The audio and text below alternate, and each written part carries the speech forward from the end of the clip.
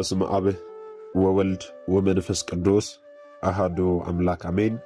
የተወደዳችሁ የልዑል እግዚአብሔር ቤተሰቦች የእናታችን የቅድስት ድንግል ማርያም የአስራት የቃል ኪዳን የበረከት ልጆች የጻድቃን የሰማዕታት ወዳጆች በወደደንና ባፈቀረን በልዑል እግዚአብሔር ፍጹም ሰላም እላችኋለሁ። እንደምን ዋላችሁ?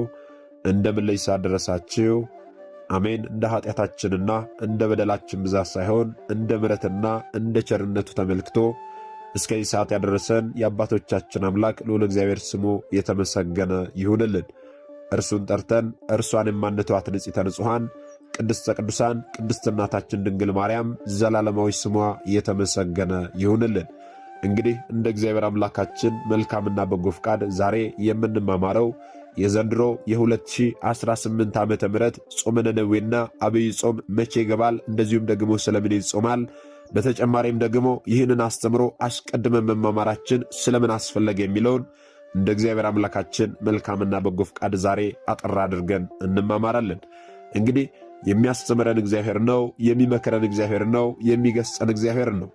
እርሱ በመካከላችን ተገኝቶ የጎደለውን አሟልቶ የተጣመመውን አቃንቶ በአፈ መላእክት አርሞ ያስተምረን ይመክረን ይገስጸን ዘንድ የእርሱ መልካምና በጎ ፍቃዱ ይሁንልን። የእናታችን የንጽሕተ ንጹሐን የቅድስተ ቅዱሳን የቅድስት እናታችን የድንግል ማርያም ምልጃ ተረዳይነቷ በረከቷ ሁሉ በሁላችን ላይ ይደርብን። እንግዲህ ወደ ዛሬው ትምህርታችን ስንገባ ታዲያ የዘንድሮ የ2018 ዓመተ ምህረት ጾመ ነነዌና አብይ ጾም መቼ ይገባል፣ መቼ ይፈታል የሚለውን ከብዙ በጥቂቱ አጠር አድርገን እንመለከታለን። ከጾመ ነነዌ ጀምሮ አንስተን ስንመለከት ጾመ ነነዌ ከቤተ ክርስቲያናችን የአዋጅ አጽዋማት መካከል አንዱ ሲሆን ጾሙ 3 ቀን ብቻ ነው የሚጾመው። ቀኖቹም ደግሞ በየዓመቱ ሰኞ፣ ማክሰኞ፣ ረቡዕ ናቸው። በየትኛውም ዓመት ላይ ቢውሉ ቀናቸውን አይለቁም። ማለትም ሰኞ፣ ማክሰኞ፣ ረቡዕ ነው የሚጾሙት።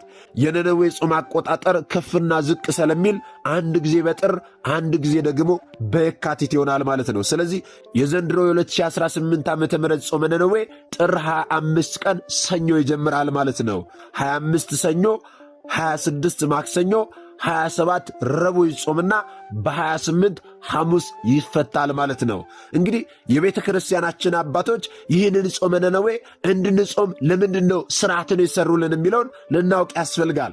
የቤተ ክርስቲያናችን አባቶች ይህንን ጾም እንድንጾም የወሰኑት ልትጠፋ የነበረች ነነዌን እግዚአብሔር አምላክ በጾም ምክንያት ይቅር ስላላት ይህንን አምላካዊ ይቅርታውን ለዘላለም ለማሰብና ዛሬም በዚህ ዓለም የከፋ ርኩሰትና ኃጢአት ስላለ የነነዌን ሕዝብ ይቅር ያልክ አምላክ ዛሬም እኛን ይቅር በለን ብለን እግዚአብሔር አምላክን እንድንማጸን ይህን ጾም እንድንጾም ሥርዓት አድርገው ሰርተውልናል ማለት ነው። ልብ በሉ። እግዚአብሔር አምላካችን የነነዌን ሕዝብ ሊያጠፋት ነበረ። ለምን ካልን ደግሞ ኃጢአታቸው፣ በደላቸው፣ ክፋታቸው ወደ እግዚአብሔር ስለደረሰ እግዚአብሔር አምላክም ደግሞ ሊያጠፋቸው ነበረ። ነገር ግን ሁሉም በአንድነት ሆነው ከልባቸው ሆነው በማልቀሳቸው፣ በማንባታቸው፣ በመጾማቸው እግዚአብሔር አምላክ የ3 ቀን ጾም ጸሎታቸውን ሰምቶ ምሕረትን አደረገላቸው። ሙሉ ታሪኩን ትንቢተ ዮናስ ምዕራፍ 1 ጀምሮ ስትመለከቱ ታገኙታላችሁ። ትንቢተ ዮናስ ምዕራፍ 3 ቁጥር 5 እስከ 10 ያለውን ኃይለ ቃል አንብበን እንመልከት። ቃሉ እንዲህ ይላል። የነነዌ ሰዎችም እግዚአብሔርን አመኑ፣ ለጾም አዋጅ ነገሩ። ከትልቁም ጀምሮ እስከ ትንሾቹ ማቅ ለበሱ። ወሬውም ለነነዌ ንጉሥ ደረሰ። እርሱም ከዙፋኑ ተነስቶ መጎናጸፊያውን አውልቆ ማቅንም ለበሰ፣ አመድ ላይም ተቀመጠ፣ አዋጅን አስነገረ። በነነዌ ውስጥ የንጉሡንና የመኳንንቱን ትእዛዝ አሳወጀ። እንዲህም አለ፣ ሰዎችም እንስሳቶችም አንዳች እንዳይቀምሱ አይሰማሩ፣ ውሃም አይጠጡ፣ ሰዎችና እንስሳትም በማቅ ይከደኑ፣ ወደ እግዚአብሔርም በብርቱ ይጩኹ። ሰዎችም ሁሉ ከክፉ መንገዳቸውና በእጃቸው ካለ ግፍ ይመለሱ፣ እኛ እንዳንጠፋ እግዚአብሔር ተመልሶ ይጸጸት እንደሆነ ከጽኑ ቁጣው ሲመለስ እንደሆነ ማን ያውቃል በማለት አሳሰበ። እግዚአብሔርም ከክፉ መንገዳቸው እንደተመለሱ በሥራቸው አየ። እግዚአብሔር አምላክም ያደርግባቸው ዘንድ በተናገረው ክፉ ነገር ተጸጽቶ አላደረገውም ይላል። ልብ በሉ ወገኖቼ፣ እዚህ የመጽሐፍ ቅዱስ ክፍል ላይ እንደምትመለከቱት የነነዌ ሰዎች ሕፃኑ ብቻ አይደለም፣ ትልቁ ብቻ አይደለም፣ መካከለኛው ብቻ አይደለም፣ እንስሳት እንኳን ሳይቀሩ አይስማሩ፣ ውሃም አይጠጡ፣ ምንም ነገር አይብሉ፣ በጾም በጸሎት ሁላችንም በአንድነት ወደ እግዚአብሔር መጮህ ይገባናል ብሎ ንጉሡ አዋጅን አስነግሮ፣ አዎ ዮናስ የተናገረውን ቃል አምነው የእግዚአብሔርን ቃል ሰምተው ወደ እግዚአብሔር አለቀሱ፣ አነቡ። እግዚአብሔር አምላክም ታዲያ አዎ ምሕረትን ማድረግ ብቻ ሳይሆን ሊያደርግባቸው አስቦ ከነበረው ነገር ሁሉ ተጸጽቶ አላደረገውም ይላል። ወገኖቼ እኔና እናንተ ምንም በደለኛ ብንሆን፣ ምንም ኃጢአተኛ ብንሆን፣ ከክፉ መንገዳችን ተመልሰን ወደ እግዚአብሔር አምላክ ብናለቅስ ብናነባ፣ እግዚአብሔር አምላክ እኛ ላይ ሊያደርግብን ከነበረው ክፉ ነገር ሁሉ ተጸጽቶ የማያደርግ አምላክ ነው ያለን ወገኖቼ። በድለው ነበረ፣ ነገር ግን ሊያጠፋቸው ነበረ። ነገር ግን እነርሱ ከልባቸው ነው ወደ እግዚአብሔር ቢመለሱ እግዚአብሔር አምላካችን ምሕረትን ብቻ ሳይሆን ክፉ ነገር ሊያደርግባቸው ስለነበረ በዚህም ተጸጸተ ይለናል መጽሐፉ። ስለዚህ የቤተ ክርስቲያናችን አባቶች ይህንን ጾመ ነነዌን እንድንጾም ያደረጉን ስለምንድን ነው ስንል እግዚአብሔር አምላክ ልትጠፋ የነበረች ነነዌን በጾም ምክንያት ይቅር ስላላት ይህንን አምላካዊ ይቅርታውን ለዘላለም በማሰብና ዛሬም በዚህ ዓለም ከነነዌ የከፋ ርኩሰትና ኃጢአት ስላለ፣ ከነነዌ የከፋ በደል ስላለ እግዚአብሔር አምላክ ይቅር እንዲለን የነነዌን ሕዝብ ይቅር ያልክ አምላክ እኛንም ይቅር በለን ብለን እንድንማጸን ይህንን ጾም እንድንጾም ታደርገናለች ማለት ነው ቤተ ክርስቲያናችን። ስለዚህ ጾመ ነነዌ መቼ እንደሚገባና ስለምን እንደሚጾም አጠር አድርገን ተመለከትን። ሁለተኛው ደግሞ አብይ ጾም መቼ ይገባል፣ መቼ ይፈታል፣ ስለምን ይጾማል የሚለውን ደግሞ አጠር አድርገን እንመልከት። እንግዲህ አብይ ጾም ከቤተ ክርስቲያናችን ከሰባቱ የአዋጅ አጽዋማት መካከል አንዱ ሲሆን ጾሙ 55 ቀን ይጾማል። የዘንድሮ የ2018 ዓመተ ምህረት አብይ ጾም የካቲት 9 ቀን ሰኞ ይጀምራል። ሚያዝያ 4 ቀን እሁድ ይፈታል ማለት ነው። ልብ በሉ እንግዲህ ሐዋርያዊት የሆነችው ኦርቶዶክሳዊት ተዋሕዶ ቤተ ክርስቲያናችን በቀኖናዋ የታወቁ 7 የአዋጅ አጽዋማት አሉ። ማንኛውም ክርስቲያን ሊጾማቸው ይገባል ብላ የደነገገችልን ማለት ነው። ከነዚህ መካከል ተቀዳሚ ወይም ደግሞ የመጀመሪያው አብይ ጾም ነው።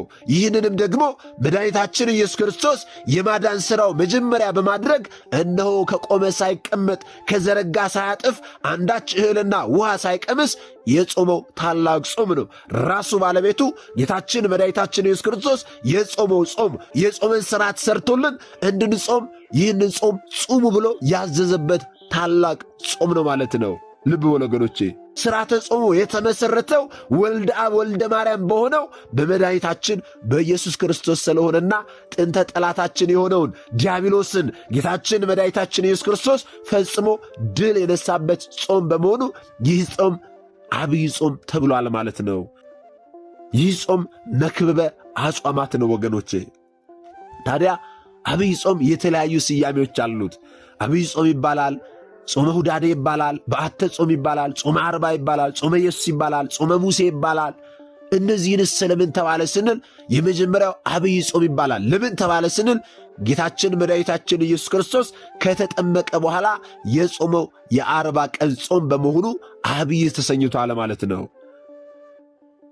ሁዳዴ ጾም ስለምን ተባለ ስንል ደግሞ ሁዳዴ ማለት ሰፊ የመንግሥት እርሻ ወይም ደግሞ ማንኛውም የሕዝብ ብዛት ያለበት ሥራ ሁሉ ሁዳዴ የሚባል ሲሆን የሁዳዴ ጾም የተባለውም በጾም ቀናት 55 ቀናት ስለሚጾምና ጾሙንም ጌታችን መድኃኒታችን ኢየሱስ ክርስቶስ ስለ ጾሙ ነው። ሁላችንም ምእመናን በአንድነት ሆነን ይህንን ብዙ ቀናት የሚጾመውን ጾም ስለምንጾመው ነው። በዓተ ጾም ስለምን ተባለ ካልን በዓተ ጾም የተባለው የጾም መግቢያ የጾም መባቻ ወይም ደግሞ ጾሙ የሚሰፍርበት በዓት ለማለት ነው። ጾመ ዓርባ ለምን ተባለ ካልን ጌታችን መድኃኒታችን ኢየሱስ ክርስቶስ 40 ቀን ስለ ጾመው ነው። የማቴዎስ ወንጌል ምዕራፍ 4 ቁጥር 1 ላይ ስትመለከቱ እንደምታገኙት ጌታችን መድኃኒታችን ኢየሱስ ክርስቶስ 40 ቀን ስለ ጾመው ነው። ይህንን ጾም ማለት ነው። ጾመ ኢየሱስም ይባላል። ለምን ተባለ ስንል ደግሞ ይህም ራሱ ኢየሱስ ክርስቶስ ጾሞ ጾሙ ብሎ ስላዘዘን ጾመ ኢየሱስ ተብሎ ይጠራል ማለት ነው። ስለዚህ አብይ ጾም መቼ ይገባል፣ መቼ ይፈታል፣ ለምን ይጾማል የሚለውን አጠር አድርገን ተመልክተናል። ራሱ ባለቤቱ ጌታችን መድኃኒታችን ኢየሱስ ክርስቶስ የጾምን ሥርዓት ሰርቶልን እንዴት መጾም እንዳለብን አሳይቶን አስተምሮን አርአያ ሆኖን እንድንጾምም ደግሞ ጾምን ጹሙ ብሎ ስላዘዘን ይህንን ጾም እንጾማለን ማለት ነው። ራሱ ባለቤቱ ጌታችን መድኃኒታችን ኢየሱስ ክርስቶስ የጾመው ታላቅ ጾም ነው። ይህ አብይ ጾም ማለት ነው። ታዲያ ይህንን ጾም አስቀድመን መማማሩ ለምን አስፈለገ የሚሉ ሰዎች አሉ። ይህንን ጾም አስቀድመን መማማር ያስፈለገበት ምክንያት በሁለት ምክንያት ነው። የመጀመሪያው ብዙ ሰዎች ብዙ መርሃ ግብሮችን ለማካሄድ አብይ ጾም መቼ ነው የሚገባው፣ ጾምን ወይ መቼ ነው የሚገባው እያሉ ይጠይቃሉ፣ ሲጠይቁ ይስተዋላሉ። ስለዚህ ለዚህ ጥያቄያቸው ምላሽ ያገኙ ዘንድ መቼ እንደሚገባ መቼ እንደሚፈታ ያውቁ ዘንድ አስቀድመን ተማምረናል። ሁለተኛውና ዋነኛው ምክንያት ግን የቅበላውን ሥርዓት በትክክለኛው መንገድ እንድናከናውን ነው። ወይም ደግሞ ጾሙ ከመድረሱ በፊት ይህንን አስተምሮ መማማራችን የቅበላውን ሥርዓት ወይም ደግሞ ጾሙ ከመድረሱ በፊት በጾሙ ወቅት ለምናደርጋቸው ማንኛውም ሥርዓት አስቀድመን ልንዘጋጅ ያስፈልጋልና ትክክለኛውን የቅበላ ሥርዓት እንድናከናውን ነው። እኛ ዛሬ እያደረግን ያለነው የቅበላ ሥርዓትና ቤተ ክርስቲያናችን የሠራችልን የቅበላ ሥርዓት ፍጹም ተቃራኒ ነው ወገኖቼ። እኛ ዛሬ ቅበላ ብለን የምናስበው ጾሙ ነገ የሚገባ ከሆነ አንድ ቀን ወይ ሁለት ቀን ወደፊት ቀደም ብለን ምግብን መበቀልነት የያዝ ነው። ጭፈራ ቤቱን፣ ዳንስ ቤቱን፣ የዝሙት መንደሩን ማጨናነቁነት የያዝ ነው። ቤተ ክርስቲያናችን ግን ይህንን እንድናደርግ አይደለም የቅበላን ሥርዓት ያዘጋጀችልን። የቅበላ ሥርዓት አስቀድሞ ጾሙ ከመድረሱ አስቀድሞ የሚከናወን ነው። ቅበላ ምንድን ነው የሚለው ልናውቅ ያስፈልጋል። ቅበላ ማለት በእንግድነት ለሚመጣ እንግዳ ለእንግዳው የሚመጥነውን ያህል ክብር ለመስጠት አዘጋጅቶና ተዘጋጅቶ መቀበል ነው። ቅበላው መንፈሳዊ ከሆነ በመንፈሳዊ ሕይወት ጸድቶ መዘጋጀት ነው። መጪው ጾም ከሆነ ለዚህ እንግዳ ለሆነ ጾም ንስሐ መግባትን በጾም በጸሎት በጾም ወቅት ለሚፈጸሙ ሥርዓቶች ራስን አዘጋጅቶ መቀበል ነው። ቅበላን በመብልና በመጠጥ ሳይሆን ጾምን ራሷን ጾመው ቅበላ ያደርጉባታል አባቶቻችን። ምክንያቱም በጉጉት የሚጠብቋት የሚጠቀሙባት በዓመት የሚናፍቋትን የጾም እንግዳ ሊቀበሉ ነውና አስቀድመው ይዘጋጁ ነበረ። እንግዳ ሲመጣ እንደ እንግዳው ክብር መዘጋጀት ይገባል። እኛ ልጆቻቸው ዛሬ እንደሚታየው እንደነርሱ ባንሆን እንኳን እነርሱ የሰሩትን ሥርዓት ሰርተን ልንመስላቸው ይገባል እንጂ መጠጥ ቤቱን፣ ጭፈራ ቤቱን፣ የዝሙትን መንደሩን ልናጨናንቅ አይገባም። መጽሐፍ ቅዱስ ከእንዲህ ያለ ግብርም መንደርም ራቁ ተለዩ ነው የሚለው። ቅበላን ምግብን በመበቀል አይደለም፣ መሆንም የለበትም። ልክ እንደ አባቶቻችን በጾም በጸሎት ነው። አስቀድመን ጾሙ ከመድረሱ በፊት ራሳችንን ልናዘጋጅ ያስፈልጋል። ትክክለኛውን የቅበላ ሥርዓት ልናከናውን ያስፈልጋል ወገኖቼ። ጾምን ወይ መቼ እንደሚገባ አወቅን። አብይ ጾም መቼ እንደሚገባ አወቅን። ስለዚህ በዚህ መሃል እኛ ምንድነው ማድረግ ያለብን ስንል ንስሐ መግባት፣ የበደልነው ካለ መካስ፣ የቀማነው ካለ መመለስ፣ የተጣላነው ካለ መታረቅ ነው።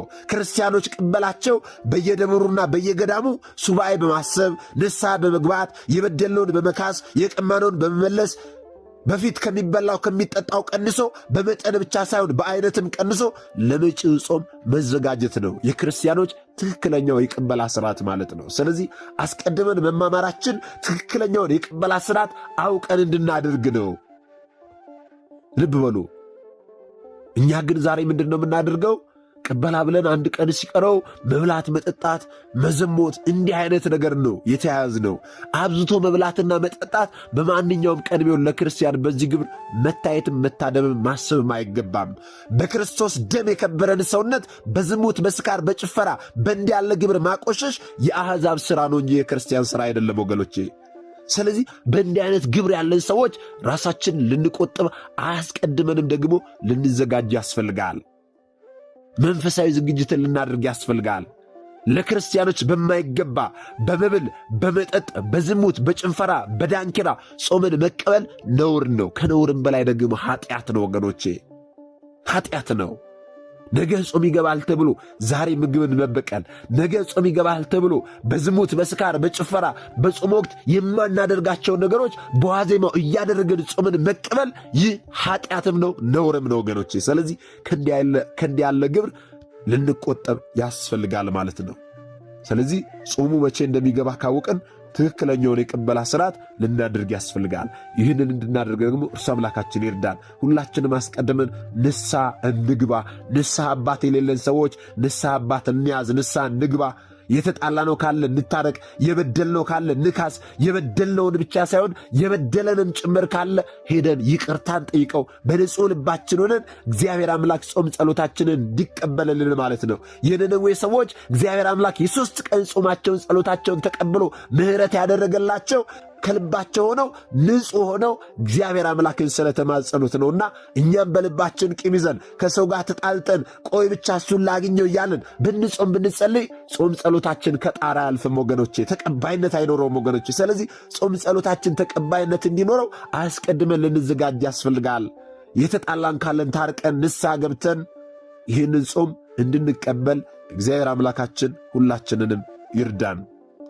ስለዚህ ዛሬ ጾመ ነነዌና አብይ ጾም መቼ እንደሚገባ፣ ስለምን እንደሚጾም፣ መቼ እንደሚፈታ እንዲሁም ደግሞ የቅበላ ስርዓትስ እንዴት ማድረግ እንዳለብን ከብዙ በጥቂቱ አጠር አድርገን ተማምረናል። ታዲያ እኛ የተማርነውን ደግሞ ላልተማሩት ወንድሞቻችን ልናስተምር ልናሳውቅ ያስፈልጋል። ምክንያቱም እኛ የተማርነውን አስተምረን ቢሆን እኛ ያውቅነውን አሳውቀን ቢሆን ኖሮ ማንም ሀብተ ወልድና ስመ ክርስትና ሰጥታ ማኅተብ በአንገቱ ላይ ካሰረችበት ከቅድስት ቤተ ክርስቲያን ወጥቶ ወደ ሌሎች ሃይማኖት ተቋማት ባልሄደ ባልገባ ነበረ።